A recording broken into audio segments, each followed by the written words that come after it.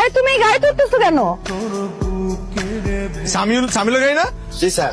সামিলের গাড়িতে উড়ে যাচ্ছিলাম। সামিল স্যার বলছে ম্যাডাম নিয়ে এগিয়ে যেতে স্যার। কামরুল ভাই দ্বারা এটা সম্ভব। আসসালামু আলাইকুম ভাবি। ওয়ালাইকুম আসসালাম। কেমন চলতেছে সবকিছু? এই তো।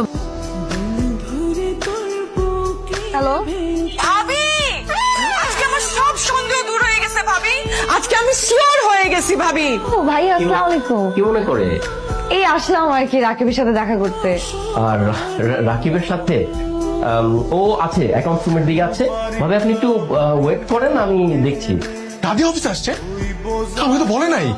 ও যে অফিসে আসবে আমি তো জানি না। এই দাঁড়ান, আপনি এখানে আসেন। স্যার, আপনি এখানে বসেন, আমার চেয়ারে এসে বসেন। স্যার, আরে যা বলতেছো ওটা করেন না, ফাস্ট করেন, ফাস্ট। উনি হচ্ছে আমাদের অ্যাকাউন্টস ম্যানেজার। ও আসসালামু আলাইকুম। ভালো আছেন না? জি, আপনি ভালো আছেন?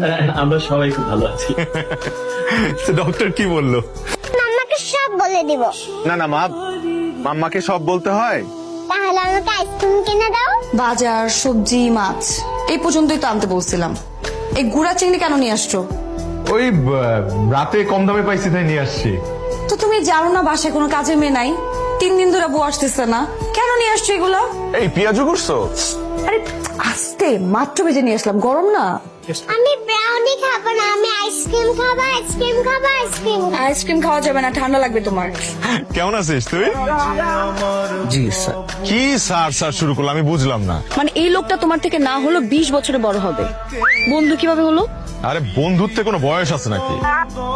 আমার কথাটা একটু বিশ্বাস করে। বিশ্বাস করবো আপনার কথা? কি বলতেছেন ভাবি?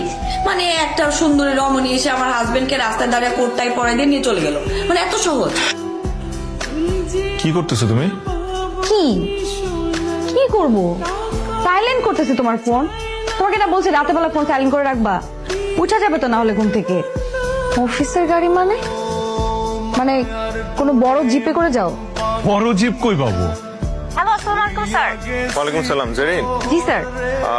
শুনেন একটা কাজ করেন, আজকে আমাকে নিতে আসতে হবে না, আমি আমার মতো চলে আসতেছি, আপনারা আপনাদের মতো চলে যান। ওকে স্যার, ওকে।